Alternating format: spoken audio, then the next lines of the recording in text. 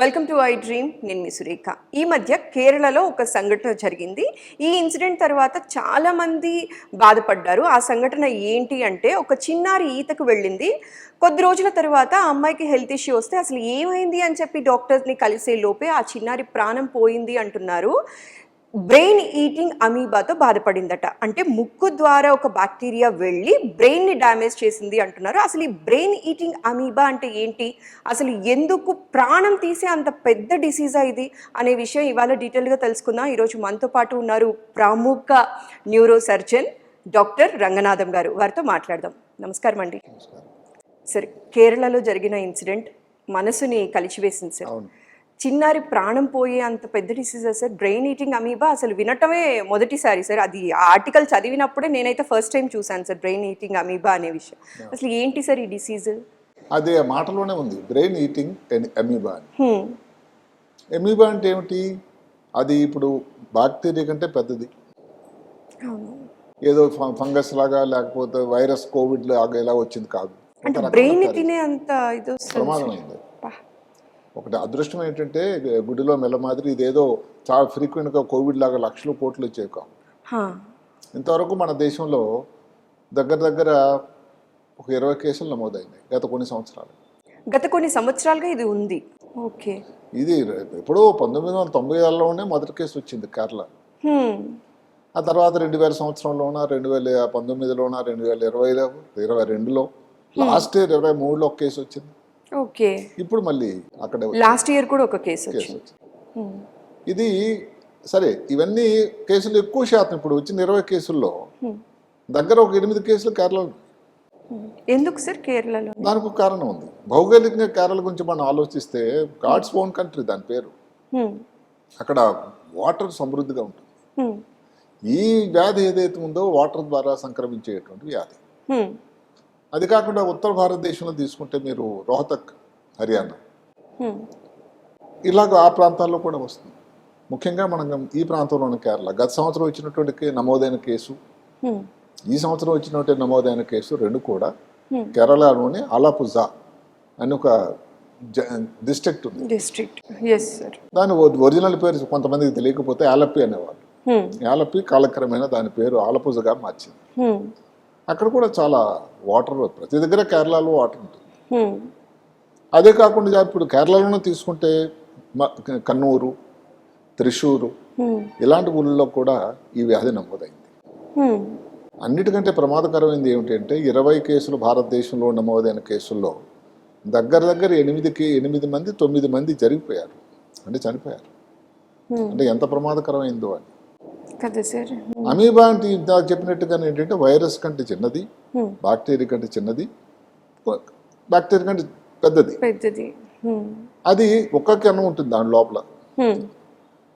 అది కాకుండా మిగతావన్నీ ఏది మైటోకాండ్రియా, కణం తాలూకు సముదాయం వల్ల మైటోకాండ్రియా అని, లేకపోతే ఇలాంటివన్నీ చాలా ఉంటాయి.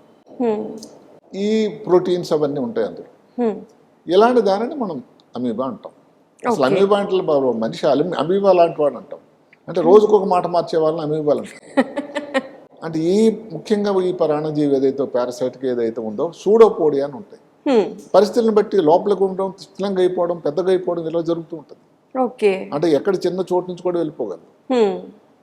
మనం మామూలుగా విన్నట్టు అమీబా ఏంటంటే అమీబా డిసెంట్రీ, కొంతమందికి భోజనంలో ఏదో తేడా రావడం వల్ల, లేకపోతే ఎక్కడ కల్తీ రావడం వల్ల డిసెంట్రీ రావడం జరుగుతుంది, లూజ్ మోషన్స్. ఇంకొంతమందిలో లివర్లో ప్రాబ్లం రావచ్చు. అవి కొంచెం కామనే భారతదేశం. మెదడు లోపల రావడం అన్నది మరి చాలా తక్కువ. ప్రాబ్లం అయితే పర్లేదు సార్, తినేసి మనిషి చనిపోతున్నారు అంటే ఇది తినడం వల్ల కాదు, ఇది బ్రెయిన్లో తినేస్తుంది. బ్రెయిన్ తినటం వల్ల. అది ఈ పర్టికులర్గా ఏదైతే ఉందో బ్రెయిన్ ఈటింగ్ అమీబా అనేది మెదడును తినివేసేటువంటి అమీబా పరాన్నజీవి అని. అసలు ఇది ఒక 10,000 మందిలో ఒక్కరికి వస్తుంది. అంటే మరీ కామన్ ఏం కాదు ఇది. అయితే తక్కువ శాతం, లక్కీగా చాలా తక్కువ.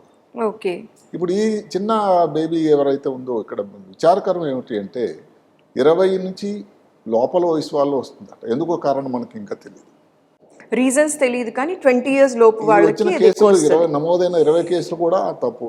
ఇంకా చిన్నపిల్లలు, ఇంకా విచారకరం. ఇవి వస్తే లక్షణాలు ఏమిటి? తలనొప్పి, వాంతులు, వాంతి వచ్చేటట్టు ఉండడం, మూర్ఛలాగా రావడం, అసలు నెమ్మదిగా అసలు స్పృహ కోల్పోవడం, కాలు చేయి పనిచేయకపోవడం, తర్వాత ప్రాణాపాయం రావడం. దీనిని మా మెడికల్ భాషలో ఏమిటంటే ప్రైమరీ ఎమీబిక్ మెనింగో ఎన్సెఫలైటిస్. అంటే దాన్ని మనం విషిదంగా చెప్పుకుంటే ఎమీబా వల్ల మెదడు లోపల ఉండేటువంటి పొరలు, దానిని మెనింజిస్ అంటారు. దాని వచ్చిన ఇన్ఫెక్షన్ మెనింజైటిస్ అంటారు. ఎన్సెఫలైటిస్ అంటే మెదడు లోపల వచ్చిన ఇన్ఫెక్షన్. అంటే ఏమిటి? ఈ ప్రభావం ఎక్కడెక్కడ వస్తుంది? మెదడు పైన ఉండే పొరలు జూరా మ్యాటర్, పయా మ్యాటర్, ఆర్కినాయిడ్ మ్యాటర్ అంటాం. మెదడు లోపల ఉండేటువంటి మెదడు లోపల వచ్చేటువంటి జబ్బు ఒక దగ్గర ఆగడం లా, అందుకని అంత ప్రమాదం. సార్, ఇది మీరు అన్నట్టు ఈ సిమ్టమ్స్ కనిపించిన వెంటనే కనుక డాక్టర్ని కన్సల్ట్ అయితే ఇమీడియట్గా ఇది హీల్ చేయొచ్చా సార్? ట్రీటబులా? అక్కడే ఉంది దరఖాస్తంతా. ఒకటి, ఇప్పటి వరకు కూడా మీరు అడిగిన చాలా సమంజసమైన ప్రశ్న. ఇంతవరకు దానికి ట్రీట్మెంట్ ఇది ఇస్తే, ఇప్పుడు టైఫాయిడ్ ఉంది, మలేరియా ఉంది, లేకపోతే ఇంకేదో వ్యాధులు ఉన్నాయి, కొంతవరకు కోవిడ్ ఉంది, టీబీ ఉంది, దానికి మందులు ఇస్తే తగ్గిపోయాయి. దీనికి అలాంటి మందులు ఇప్పటి వరకు నిర్దిష్టంగా ఈ మందులు ఇస్తే సరిపోతుంది అని లేదు. దానికి ఏవో మందులు ఉన్నాయి, ఆంఫోటెర్సిన్ బి అని, అంటే యాంటీ ఫంగల్ ఏమో అని ఒక మందు, ఎజిత్రోమైసిన్ ఒక యాంటీబయాటిక్, లేకపోతే ఈ స్టెరాయిడ్ అన్నది ఒకటి. ఏంటంటే దీనివల్ల జరుగుతుందో ఏమిటంటే కొంత విషయం ఎందుకు ఇంత ప్రమాదకరమైనది ఆలోచిస్తే, ఈ అమీబా అనేది మెదడు లోపలికి లోపలికి చొచ్చుకుపోయి మెదడు లోపల వాపును తయారు చేస్తుంది. బ్రెయిన్ ఎడిమా అంటాం, బ్రెయిన్ స్వెల్లింగ్, చాలా ప్రమాదకరమైంది. దాని లోపల మెదడు వాపు అంటే ఉండాల్సినటువంటి పరిమాణం అనేది పెరిగిపోయి దానిలో ఒత్తిడి వచ్చి ప్రమాదం జరుగుతుంది. ఈ స్టెరాయిడ్ అనేది డెక్సామెథజోన్ అనేది ఈ వాపు తగ్గడానికి ఇచ్చేటువంటి కొన్ని పేషెంట్లు ఎవరికైతే ఇబ్బందులు ఉంటాయో, గాలి తీసుకోవడం ఇబ్బంది ఉంటుందో, వెంటిలేటర్ పెట్టాల్సింది, ఇలాంటి వైద్య పద్ధతులు ఉన్నాయి. కానీ ఇది స్పెసిఫిక్గా అంటే ఇది ఇస్తే తగ్గిపోతుంది అనేటువంటి వైద్య పద్ధతి ఇంతవరకు రాలేదు. సరే, ఇది రాకుండా ఉండాలి అంటే ఈ 20 years లోపల పిల్లలు కానీ ఇలాంటి వాళ్ళు తీసుకోవాల్సిన జాగ్రత్తలు ఏంటి సార్? అంటే ఏ విషయంలో జాగ్రత్త పడితే అట్లీస్ట్ దీని బారిన పడకుండా ఉంటాం సార్? దానికి మెయిన్ కారణం ఈత కొట్టడం వల్ల కానీ, ఎక్కడైతే ఎక్కడ చిన్న కొలంలో ఈదారు, లేకపోతే నదిలో ఈదారు, అక్కడ పుష్కలంగా ఉన్నాయి కేరళ. అందులో ఈ దీంతో కలుషితమై అమీబాతో ఉన్నాయనుకోండి, అది ముక్కు ద్వారా ప్రవేశించి మెదడు లోపలికి వెళ్తుంది. ముక్కుకి బ్రెయిన్ కి మైళ్ళ దూరం లేదు. బ్రెయిన్ ఇది ముక్కు తాలూకా జంక్షన్ ఇది. అందులో చిన్న పల్చటి బోన్ ఉంటుంది, క్రిబ్రిఫారం ప్లేట్. ఆ క్రిబ్రిఫారం ప్లేట్ ని ఛేదించిందో చిన్నపిల్లలది సన్నంగా కూడా ఉంటుంది, పల్చగా ఉంటుంది. అంటే మెదడు లోపలికి డైరెక్ట్ ఎంట్రీ కదా. ఇప్పుడు కోవిడ్ నాడు మనం ఏం మాట్లాడుకున్నాం అంటే, ముందు గొంతుకు లోపల టెస్ట్ వేయాలి, తర్వాత ఇక్కడికి ఊపిరితిత్తులు దీనిలోకి, తర్వాత బ్రెయిన్లోకి అని అనేవాళ్ళు. ఇప్పుడు దీనికి డైరెక్ట్ ఎంట్రీ, దానివల్ల ప్రమాదం. అందువల్ల ఎక్కడెక్కడైతే ఇప్పుడు ఈత కొడుతూ ఉంటా ఇబ్బంది ఉందో, ఈతలో కూడా ఇంకోళ్ళు చాలా మంది ఏం చెప్తున్నారు, తల లోపలికి దుంచి చేసేది, అది కొంతమంది చేస్తూ ఉంటారు. దానివల్ల ముక్కు లోపలికి నీరు వెళ్తూ ఉంటుంది. కొంతమందికి భారతదేశంలోని అలవాటు ఉంది ఏంటంటే ముక్కు క్లీనింగ్ చేసుకుంటూ ఉంటారు. దానికి ముక్కు లోపలికి వాటర్ పోసి, అది కొంత చాదస్తం అనండి, ఒక ప్రక్రియ అంటూ ఒక రకమైన పద్ధతి చాలా కొంతమందికి ఆ నమ్మకం దానివల్ల చాలా బాగుంటుంది అని. ఈ కలుషితమైన నీరు కానీ ఉంటే ముక్కు లోపలికి ఇలా చేయడం వల్ల ఇబ్బంది. ఈ క్లెన్సింగ్ కోసం ఎప్పుడైతే వాటర్ యూజ్ చేస్తామో, ఇది కనుక ప్యూరిఫైడ్ వాటర్ కాకపోయినా మనం మంచిని పోతుంది అప్పుడు కూడా. అందువల్ల ఈ 3 విషయాల దగ్గర జాగ్రత్తగా ఉండాలి. దానికి ఏమిటంటే, ఇప్పుడు ఇంకొకటి ఉంది, ఇప్పుడు ఒక చిన్న జలాశయం ఉంది, దాని లోపల పైన ఉండదట, ఇది అడుగు లోపలికి చేరుంటుంది. ఇప్పుడు తల లోపల దించి మునిగి లేచి ఇలా చేసేసరికి ఎక్కడో లోపలికి పోతుంది. అందువల్ల ప్రమాదం. దానికి నేను చెప్పే సలహా ఏమిటంటే, ఎక్కడెక్కడైతే ఇప్పుడు కొన్ని జిల్లాల్లో ఉన్నాయి, ఉదాహరణ మీరు కేరళ తీసుకోండి, ఆలపూజ ఉంది, లేకపోతే కన్నూరు ఉంది, త్రిశూర్ ఉంది, ఇలాంటి దగ్గరలో ఏమిటంటే ఎక్కడెక్కడైతే వాటర్ పాయింట్స్ ఉన్నాయో అక్కడ ఒక జాగ్రత్త సూచన లాగా, ఇప్పుడు మీరు రోడ్డు మీద ఉంటాయి చూడండి, ముందు డేంజరస్ టర్నింగ్ ఉంది, జాగ్రత్తగా ఉండండి అని, ప్రమాదాలు జరిగే చోటని అలా చెప్పాల్సిన అవసరం వచ్చింది. మీరు అడిగినట్టు కేరళలో ఎందుకు జరుగుతున్నాయి? నీళ్ళుండే ప్రదేశాలు మిగతా దగ్గరలో కూడా ఉంది కదా, ఎందుకో మరి మిగతా దగ్గరలో కాదు నమోదు కాల. అసలు ఎప్పుడు కోవిడ్ నుంచి ఇదే స్టోరీ. కోవిడ్ మొట్టమొదటి కేసు ఎక్కడ కేరళలోనే వచ్చింది, తర్వాత స్వైన్ ఫ్లూ, మంకీ పాక్స్, ఇంక మీరు ఏదైనా చెప్పండి, బ్లాక్ వాటర్ ఫీవర్, ఎందుకో మరి భౌగోళికంగా మరి అక్కడ చాలా ఎక్కువ ఇవన్నీ. అందువల్ల ఎక్కడెక్కడైతే ఇలాంటి ప్రమాదాలు ఉండేదానికి ఆస్కారం ఉందో ముందు జాగ్రత్తగా ఇవన్నీ చేయాలి. ఓకే. ఇప్పుడు ఈ నోస్ ఏదైతే ముక్కు క్లీనింగ్ అన్నది కొంతమందికి అలవాటు ఉందో కొంచెం వేడి చేసి అంటే 50 డిగ్రీలు సెంటిగ్రేడ్ చేసి ఒక 5 నిమిషాలు చేస్తే ఈ అమీబా నశించిపోతుంది. ఓకే. కొంచెం చల్ల చేసిన తర్వాత వాడండి. ప్రతిదానికి ఒక ప్రత్యామ్నాయం ఉండదు కదా జీవితంలో. అలాగే మామూలు చల్లనీరు ఏదో తొందరలో ఉండి ముక్కులో కనుక వెళ్ళిందంటే అది ఊరుకోతుంది, ఇబ్బంది పెడుతుంది. ఓకే. ట్రీట్మెంట్ కూడా లేదు. డయాగ్నోస్ అన్నది మీరు అన్నారు, అక్కడ ఏంటంటే డయాగ్నోస్ అన్నది అంత సింపుల్ కాదు. ఇప్పుడు ఉదాహరణకు హైదరాబాద్లో ఇలాంటి ఇబ్బంది రాకూడదని కోరుకుందాం, అంత వాటర్ కూడా లేదు మనకు అదృష్టం. ఇప్పుడు ఇక్కడ కానీ ఎవరికైనా వచ్చింది అనుకోండి, డయాగ్నోస్ అనేది కష్టం అవ్వచ్చు. ఎందుకు ఇక్కడ ఎవరిని చూడటం లేదు మనం. కేరళలో కానీ కనీసం ఎక్కడెక్కడైతే ఏ ప్రాంతాల్లో ఈ జబ్బు ఆల్రెడీ వచ్చినటువంటి సూచనలు సంఘటనలు ఉన్నాయో ఈ జబ్బు అవ్వచ్చునేమో అని ఒక ఆలోచన పెట్టుకొని ముఖ్యమైన పరీక్ష చేయాల్సింది ఏంటంటే వెన్ను నుంచి నీరు తీయటం, సిఎస్ఎఫ్ అంటాం. ఓకే. అంటే వెన్ను నుంచి నీరు తీసి టెస్ట్ చేస్తారా? చేస్తారు. సిఎస్ఎఫ్ అంటాం, సెరెబ్రో స్పైనల్ ఫ్లూయిడ్. అందులో ఈ మైక్రోస్కోప్ కింద పెట్టి ఈ అమీబా తాలూకా ట్రోఫోజైట్స్, సిస్ట్స్ అని కనబడతాయి. అది చాలా ఎవరో మైక్రోబాలజిస్ట్ ఈజీగా చెప్పగలరు. అది కానీ ఉన్నట్టయితే ఇది ఈ బ్రెయిన్ బీటింగ్ అమీబా ఉంది అని దానికి ముందే కానీ జాగ్రత్తగా టెస్ట్ ఇది చేసినట్టయితే మందులు స్టార్ట్ చేస్తే ప్రమాద పరిస్థితి నుంచి బయటపడే అవకాశం ఉంది. ప్రాబ్లం వల్ల ఎక్కడంటే పూర్తిగా స్పృహలో కోల్పోయిన తర్వాత కానీ వెంటిలేటర్ మీదకి వెళ్ళిన తర్వాత కానీ ఫిట్స్ రిపీటెడ్గా వస్తున్నప్పుడు కానీ డయాగ్నోస్ లేట్ అయితే ప్రమాదం చాలా ఎక్కువగా ఉంటుంది.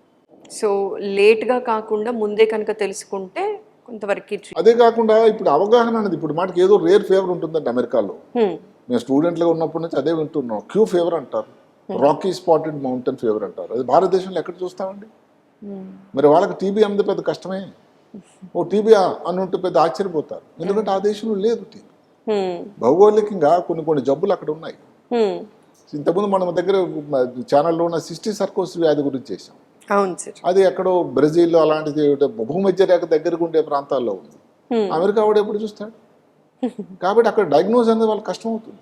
కొన్ని సంఘటనలు మిస్ అయిపోయిన కూడా సన్నివేశాలు కూడా ఉన్నాయి. అందువల్ల ఎక్కడెక్కడైతే ఇలాంటి ప్రాబ్లమ్స్ ఉండేటప్పుడు ఇది అవునా అని ఒక సస్పెషన్ రావడం అయితే చాలా అవసరం. చిన్నపిల్లలు తలనొప్పి ఉంది, వాంతి ఉంది, జ్వరం ఉంది, మంచిగా లేరు, ఏ మందులు కూడా సెటిల్ కావటం లేదు, తొందరగానే ఒకసారి వెన్నులో నీరు తీసి అమీబా ఉందా లేదా అని చూడాల్సినటువంటి అవసరం ఎంతైనా ఉంది. సార్ నిజంగా ఈ బ్రెయిన్ ఈటింగ్ అమీబా గురించి తెలిసినప్పుడు, ఒక చిన్నారి చనిపోయింది దీని కారణంగా అని తెలిసినప్పుడు చాలా భయం వేసింది సార్. మీరు చెప్పిన తరువాత ఎలా జాగ్రత్త పడాలి, ఏ విషయాల్లో జాగ్రత్తగా ఉండాలి అనే అంశం మా ప్రేక్షకులందరికీ కూడా సవివరంగా తెలియజేశారు. కొంతమంది హైఫై స్విమ్మర్స్ వాళ్ళు ఉంటారు. అవును సార్. వాళ్ళకి నేసల్ క్లిప్స్ అని వచ్చాయి. అంటే నోస్ రెండు క్లోజ్ చేయడానికి రబ్బర్తో తయారు చేసిన ఒక క్లిప్ పెట్టుకుంటారు. సో దానివల్ల ఇబ్బంది అనేది ముక్కు లోపల పోదు కాబట్టి ఎంట్రీ రూట్ అదే. ఎంట్రీ రూట్ ముక్కు నుంచి బ్రెయిన్ లోపలికి. సో ఏ మాత్రం నెగ్లిజెన్సీ లేకుండా ప్రొఫెషనల్ స్విమ్మర్స్ అందరూ కూడా ఇది యూజ్ చేయాలి, అలాంటి ఇబ్బంది లేకుండా ఉంటుంది. సో వీళ్ళకి కూడా ఒక మంచి మెసేజ్ సార్, ఎవరైతే ప్రొఫెషనల్ స్విమ్మర్స్ ఉన్నారో వీళ్ళు కూడా జాగ్రత్త పడి కనుక ప్రికాషన్స్ లాంటివి తీసుకుంటే ఖచ్చితంగా దీని బారిన పడకుండా. ప్రొఫెషనల్ స్విమ్మర్స్ అంటే అందరూ మనం తిట్టుకుంటారు, ఎక్కడో అసలు వ్యాధి లేని దగ్గర ఇది రావడానికి ఆస్కారం లేదు. అయితే ఒక అలా పర్టికులర్గా ఈ ప్రొఫెషనల్ స్విమ్మర్స్ ఎక్కడ ఒలింపిక్స్ ఆడేవాళ్ళు లోపల వాళ్ళు జాగ్రత్త పడాల్సిన వాళ్ళు. అలాంటి కార్యక్రమ తాలూకు సారాంశం ఏంటంటే 20 లోపల సంవత్సరం వాళ్ళు కేరళ ప్రాంతంలో ఉండేవాళ్ళు అక్కడ ఉండేటువంటి ఈ వాటర్ సరస్సుల్లో నదుల్లో స్నానం చేసేవాళ్ళు. కేరళకి మనం కూడా టూరిజం ప్లేస్ కాబట్టి ఫ్రీక్వెంట్ గా కాబట్టి అప్పుడు జాగ్రత్త ఎవరైనా వెళ్ళేవాళ్ళు అక్కడ కానీ స్నానం చేయాలని ఉద్యుక్తులైతే ఒక నేసల్ క్లిప్ కొనుక్కొని వెళ్ళడం కూడా సమంజసమని ఆలోచన. సో ఒక నాజల్ క్లిప్ అనేది యూస్ చేస్తే పెద్ద కాంప్లికేషన్స్ కి వెళ్ళకుండా జాగ్రత్త పడటం. Thanks for your valuable time sir. ఇవాళ మాకు తెలియని విషయాన్ని చాలా సవివరంగా తెలియజేశారండి. నమస్కారం సార్. నమస్కారం.